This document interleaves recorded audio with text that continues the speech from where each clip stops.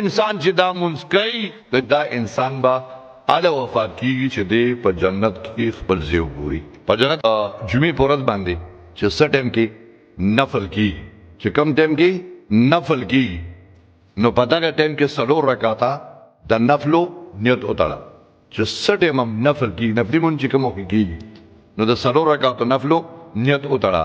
په هر رکعت کې د الحمد نه پس قل هو الله احد 50 ځله ووایه. نو په یو رکعت کې 50 ځله شو، په دوه رکعاتو کې 100 ځله، په څلور رکعاتو کې 200 ځله قل هو الله احد. د جمعې په ورځ باندې دا مونځ وکړه. کوم انسان چې دا مونځ کوي د جمعې په ورځ په زندګۍ کې یو ځل وکړه، دوه ځله وکړه، درې ځله وکړه، وایي دا انسان به اله وفات کېږي چې دی په جنت کې خپل ځای وګوري. په جنت کې خپل مقام ورته میلاو شي. په خوب کې ورته ویلی شي جنت کې دا ستا ځای دی.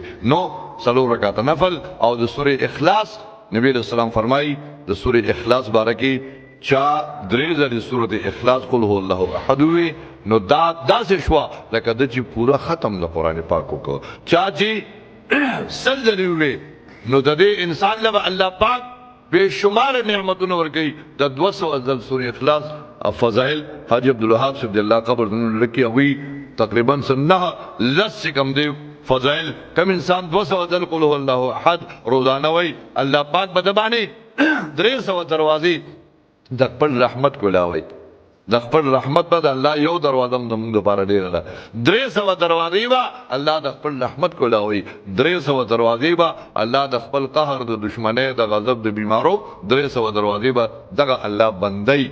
او په جنت کې به 21 بنګلې د انسان دپاره نو ډېر وی فضایل د سورې اخلاص راغلي دي. نبی علیہ السلام یو صحابي لېږلی یو ځای له امامتۍ له نو هغه به هر یو مانځه کې قل هو الله احد وي. هر مانځه کې قل هو الله احد مقتدیان نه ده. نبی علیہ السلام ته یو قربان تاسو امام را لګي هر مانځه کې سورې اخلاص وایي. نبی علیہ السلام صحابي ته ویل کدا ولي هر مانځه کې وې د الله محبوب دې سره دې سورۃ سره ما محبت دې او سورۃ مې خوښ ډیر زیات وی وجه سره وې دې کې زما رب صفت ډیر زیات قل اے پیغمبر وایا هو دغه الله احد هغه ذات دې چې یو دی شریک ول نشتا. الله الصمد الله بنیاز دی. لم یلد الله بچی نه دی وروړي. الله اولاد نشتا. ولم یولد نه الله د جان پیدا دی. ولم یکن له کفوا احد د الله سیان برابر هیڅوک نشتا.